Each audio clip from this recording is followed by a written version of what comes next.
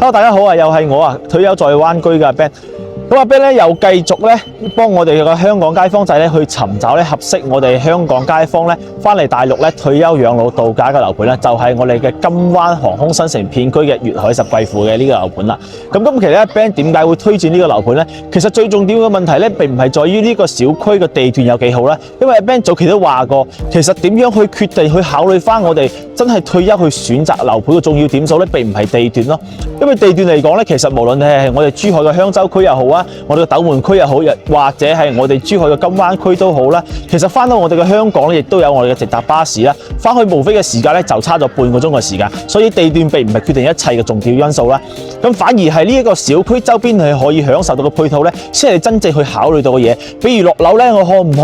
可以行街啦、睇戲啦、食飯啦？會唔會係一片荒無人煙啦？係咪真係喺呢邊住到落嚟嘅情況下咧，係真係生活方便嘅？咁比如好似我依家咧所在嘅呢一個位置咧，就係我哋珠海嘅金灣華發商都啦。咁呢一個華發商都嘅體量咧係全珠海最大嘅。咁包括咧呢一個華發商都咧入面咧已經係開業晒啦，大家可以望到。依家係周六嘅一個時間啦，人煙氣息亦都係比較充足嘅嚇。喺呢個金灣華發商都入面咧，你可以直接享受晒所有嘅衣食住行啦。咁比如你真係呢度退休情況下咧，從我哋今日介紹嘅樓盤啦，粵海十貴府咧行路過嚟我哋嘅金灣華發商都咧，時間上亦都係8分鐘之內咧就可以到達啦。咁可以望到成個金灣華發商都咧，佢係一個珠海最大型嘅商業綜合體啦。佢除咗有我哋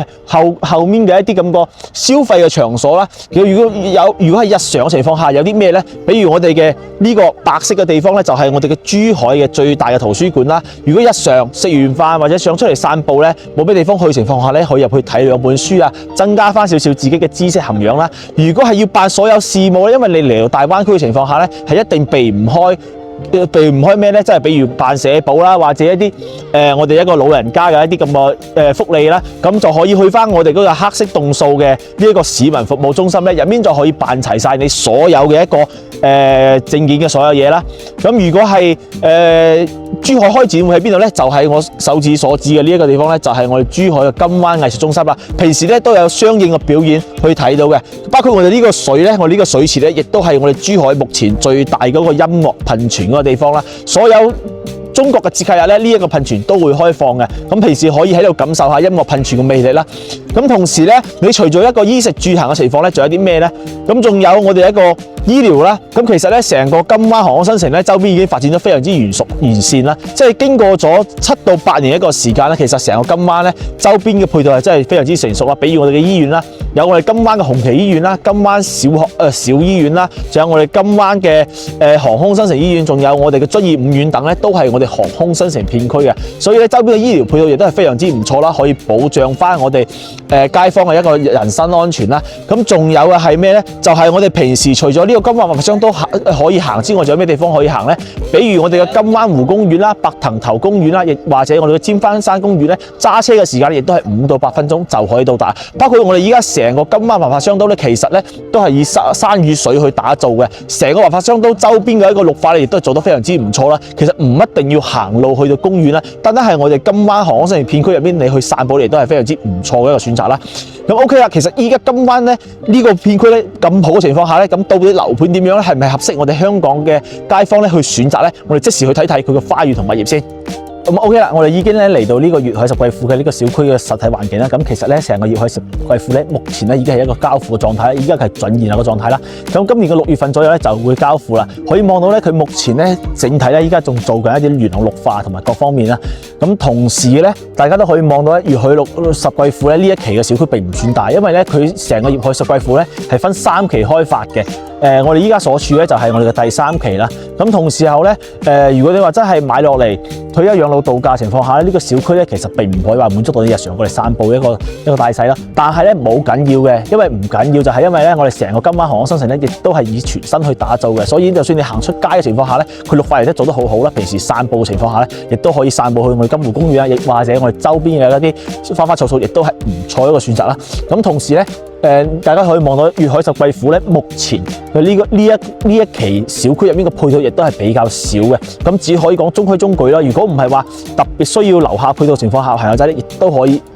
可以考慮啊。咁可能就係除咗呢一個兒童樂公園嚟講咧，成個小區咧冇乜特別大嘅特色啦。咁除咗呢個之外咧，成個粵海十貴府咧，佢係以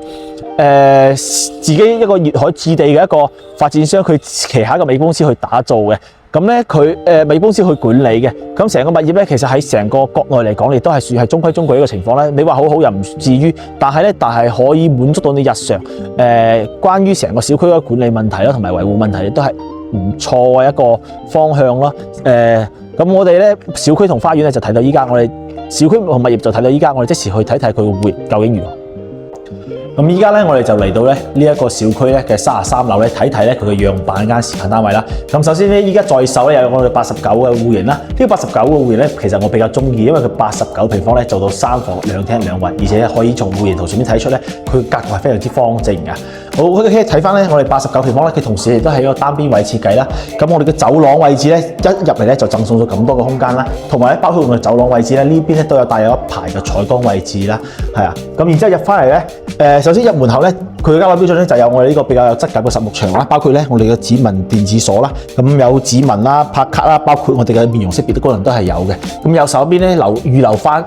翻一排咧到頂個櫃嘅位置，但係實際交樓情況下咧係冇呢一排櫃嘅，就需要自己去訂做啊，係啦。咁我哋門後面咧仲有一個隱藏嘅空間咧，就係我哋到時換鞋嗰個位置咧，咁其實可以坐喺呢度換完鞋之後咧，再開門出街咧。呢個設計亦都係比較合理嘅。咁最中意係咩咧？就係佢89平方咧，就做到咧我哋南北通透嘅一個客廳同我哋嘅飯廳位置咧。唯一美中不足就係咧，佢呢一個主露台咧係朝我哋嘅北向嘅。咁我哋先講翻我哋朝南向嘅呢個餐廳部分啦。咁目前咧依家呢個時間咧已經係1點半鐘嘅一個時間，可以望到咧我哋朝南向的確。我哋嘅採光係真係會比較好嘅，所以阿 Ben 咧都話啦，合唔合適我哋居住咧，其實戶型同朝向都係好重要嘅。咁我呢個戶型咧，雖然佢主露台係朝北啦，但係咧都唔影響到佢一個客廳嘅採光啦。因為咧，畢竟咧佢呢一個露台咧，同我哋嘅即係我哋客廳嘅露台咧，同我哋嘅呢個飄窗位置咧，同我哋客廳嘅陽台位置咧，成個南北通透一個咁個戶型啦。所以咧採光都係唔錯嘅。咁更加唔使講，佢通風南北通，大家都知道喺南方係最舒服嘅。咁呢個飯廳嘅咧，其實可以按翻佢咁樣擺啦，容納翻6到8個人就餐都係冇問題嘅。開間咧大概都係有去到3米左右一個開間啦。咁睇翻佢廚房嘅位置啦，中區一個廚房啦，腰住一個設計啦，洗切煮一體，然之後咧一排到頂啊，收納櫃啦，收納空間亦都係比較足嘅。咁到時喺交樓標準咧，亦都係有我哋一個3件套啦。呢度咧仲有一個消毒碗櫃嘅。咁到時喺呢一個位置咧就可以擺翻我哋一個打開門嘅冰箱啦，咁到時實際交樓嘅情況下咧，呢度咧仲有一塊嘅玻璃趟門交到俾大家嘅，咁同埋咧呢個廚房入位置咧，仲可以放埋我哋嘅一個熱水器咧，就喺牆嘅後面啦，同埋有一個超大嘅一個單線嘅一個採光玻璃啦，到時通風採光咧都係靠呢一個噶啦。咁 OK 啦，我哋廚房講完啦，我哋依家即時出去睇睇我哋呢個客廳先。咁客廳部分我係比較中意嘅，89平方咧，佢嘅客廳開間咧做到有3米半左右嘅客廳開間啦，可以睇到阿 Ben 咧坐喺呢度咧睇翻個電視咧，其實咧個空間感亦都係比較足嘅，亦都唔會話擔心太過於近啦。咁同時候咧，佢因為佢南北通透咧，咁如果喺呢度嘅情況下咧，因為咧依家係冬天嘅情況啦，我哋咧就冬暖夏涼嘅，咁冬天咧可以望到咧，就算我哋開咗兩邊個窗咧，呢個東風咧即係北風咧都係吹，即係呢個從北方出嚟嘅風咧亦都係吹唔到我哋嘅。咁但係咧一出到嚟咧，大家可以感受到明顯空氣會變冷啦。咁如果夏天嘅時咧，就真正嘅冬暖夏涼啊！可以感受到我哋目前咧依家在33米嘅情況下咧，可以望到周邊咧都係比較視野都係比較好嘅。如果係過嚟中意景觀嘅朋友仔咧，就可以建議可以揀翻高少嘅樓層啊。咁的確係話翻我哋一個金灣航空新城呢個片區咧，由珠海市政府重新規劃啦，可以感受到真係周邊個商業配套非常之成熟啦。咁鏡頭可以望到咧，就係我哋嘅一個金灣寶龍城啦，同埋咧從鏡頭開始，即係呢條片嘅開始，亦都講到咧，我哋步行到我哋金灣文化商都，亦都係5到8分鐘左右嘅時間就可以到達啦。更加唔好講咧，我哋樓下嘅商街鋪咧，亦都係比較多嘅。每一個小區咧，佢都有個底商嘅設計啦，而且航空城市嘅人口係比較集中嘅，所以呢個底商佢一個分佈業態亦都係比較合適嘅，同埋咧佢嘅商業範圍亦都係做得比較好啦。咁咧，我哋呢度咧繼續睇翻我哋嘅靜區啊，因為動區睇完，我哋即時去睇睇個靜區先。咁咧入呢度咧，首先咧左手邊咧就係我哋第一間嘅一個客位啦。面積嚟講咧，對於89平方嘅面積嚟講咧，佢個客位嘅空間亦都係做得比較足嘅嚇。開間咧接近有2米嘅。咁同埋咧，依家所見之所得咧，同家樂標準亦都係差唔多嘅。鏡櫃啊、馬桶啊，各方面都係做好晒俾你。咁依家鏡頭望到咧，就係我哋第二間房啦。呢間房咧，其實空間嚟講咧，你話佢細咧，都唔算細，因為咧，畢竟咧個飄窗嘅位置，大家可以注意到咧，佢飄窗嘅位置咧，其實同呢個牆身咧個厚度咧係非常之窄、非常之少啦。咁有啲咁個發展商咧，佢做到個飄窗位置咧係可能到呢個位置啊，或者到呢個位置啊，咁佢整體個採光咧同空間位置都係好比較難做嘅。而且咧，如果係短嘅情況下，你連塔埋都做唔到。咁我呢個粵海個發展商咧，佢就做得到嘅，因為個長度亦都係比較長嘅。咁呢個咧就係佢第二間房間啦。佢第二間房間咧面積會比翻我第一間房間會足少少，同時亦都係朝南向嘅，所以佢採光亦都係唔錯。按照依家呢個時間，亦都唔會西曬啦。依家冬天嘅時間真係感受得非常之舒服啊！最中意咧就係佢呢一個主人房啦，同我哋洗手間咧亦都可以寫一個南北通透一個設計啦。如果唔中意洗手間直對房間嘅朋友仔咧，喺呢個位置咧亦都可以設計一排嘅衣櫃啦。咁同時咧呢個主人房嘅套間咧，佢嘅朝向亦都係朝我哋嘅南面嘅。平時咧仲可以望到少少我哋嘅金灣河景、金灣湖公園嘅景觀啦，同埋遠少少仲可以望到我哋遠處嘅一個海景啦。不過今日咧就雖然太陽有啲大，但係咧霧氣亦都比較大嘅，所以大家都係見唔到海景啦。但係實際嚟講情況下咧，呢度係可以望到海景啊，高樓層啦。咁最後咧就係望翻我哋呢一個洗手間呢個位置啦。呢個洗手間個面積咧，同我哋啱啱嘅一個客位嘅衛生間個洗手間面積亦都係差唔多啊。空間嚟講亦都係比較足嘅。咁到時飄窗位置咧，如果係老人家過嚟居住嘅情況下咧，如果覺得沖涼太攰嘅情況下，可以坐喺度沖咧，亦都係比較慳氣嘅。咁咧，我哋呢個89平方嘅南北通透戶型，我哋已經睇晒啦。咁我哋即時去睇睇佢仲加大少少嘅91平方嘅3房2廳2衛。OK， 咁我哋依家咧就睇翻個大少少嘅91平方嘅3房2廳2衛啦。同樣咧，佢都係3房2廳2衛，但係咧佢面積大咗2個方咧。然之後咧，佢個朝向亦都係唔同嘅。啱啱我哋個係南北通啦，咁我哋呢個係單朝向嘅。咁同樣咧，91平方咧入門口嘅右手邊亦都有一排我哋嘅採光通風位置啦。不過咧，佢就冇我哋啱啱嗰個85方咁開揚啦，可以睇到更加多景觀啦。但係都有少少採光，但係唔會好多。咁入到嚟咧，就係首先咧就係。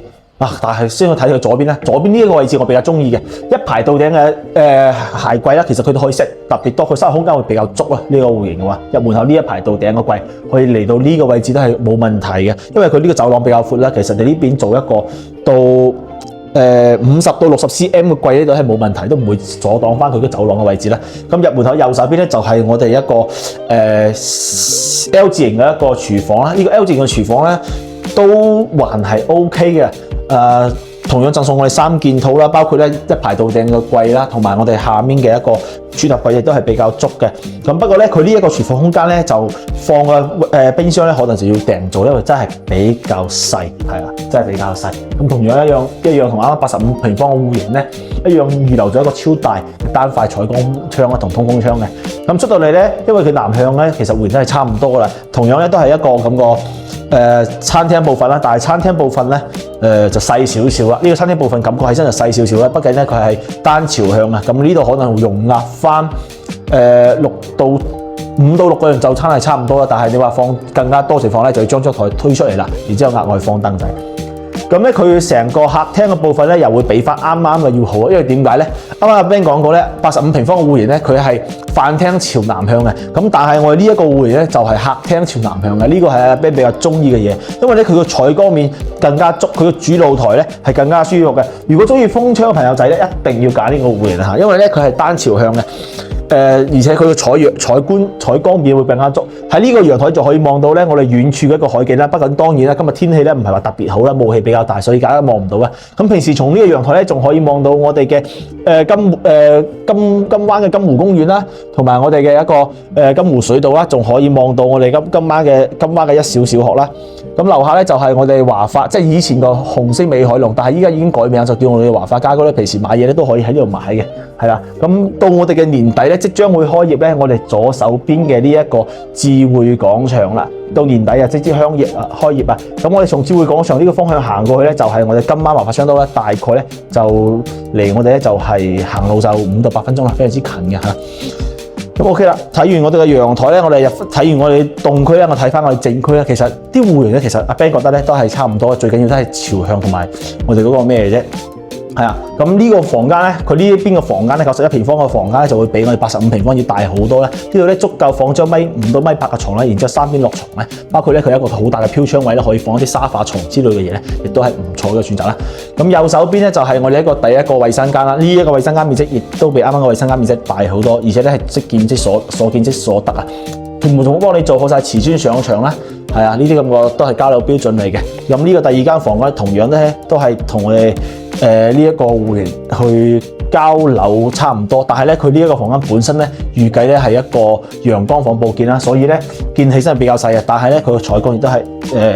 唔錯嘅。咁最後咧就係佢呢一個91平方嘅三房嘅套間設計啦。咁佢呢個衛生間咧就唔係長方形嘅喎，係有一正方形嘅，所以睇起身咧成個空間咧感覺起身咧就會比較闊身咯，係啊。然之後出到嚟咧就係我哋一個主人房嘅套間部分，但係主人房套間部分咧又反而冇啱啱我哋85平方咁好，因為咧85平方除咗做3邊落床之外咧，佢仲係南北通透嘅，但係呢一個就做唔到啦。不過到時呢邊咧都可以放翻一排嘅衣物櫃咧，衣物櫃咧可以俾翻自己收納一啲咁嘅普通嘅一啲衫褲啦。然之後咧到時可以同發展商一樣咁設計咧，放啲沙發床喺呢度嘅。咁其實咧呢兩個戶型咧係 Ben 比較推薦嘅。咁其實呢一個粵海十貴府咧，除咗呢兩個戶型之外咧，仲有77平方嘅兩房、77平方嘅三房同一啲更加細嘅小兩房亦都有嘅。只係咧 Ben 咧覺得呢兩個戶型咧係比較合適我哋香港咧呢啲街坊仔咧，到時過嚟退休養老度假，佢嘅朝向亦都比較好嘅。呢兩個戶型就比較建議選擇咯。仲有更加大嘅戶型，當然亦都有啦。咁其實咧睇翻我哋呢一期嘅視頻咧，可以感受到其實最緊要咧 Ben 想講咧就係呢個粵海十貴府樓下真係非常之合適我哋香港街坊過嚟退休養老去生活嘅一個小區啦。因為咧樓下真係十分之方便啦。咁除咗樓下之外咧，我哋遠兆王嘅商都啦，我哋金灣寶龍城啦，同埋我哋嘅智匯廣場亦都馬上開業啦。咁等呢啲商場開業之後咧，我哋嘅生活品質會更加進一步嘅提升啦，同埋周邊嘅一啲公園亦都係配合翻我哋去使用，亦都係非常之唔錯一個選擇啦。咁如果覺得呢個粵海十貴府咧合適我哋去退休嘅選擇嘅樓盤啦，歡迎致電左上角阿 Ben 嘅聯絡方式，亦或者想揾更加多大灣區合適我哋香港朋友仔退休生活度假樓盤，亦都可以持續關注我頻道。咁我哋今期節目到而家為止啦，我哋下期再見，拜拜。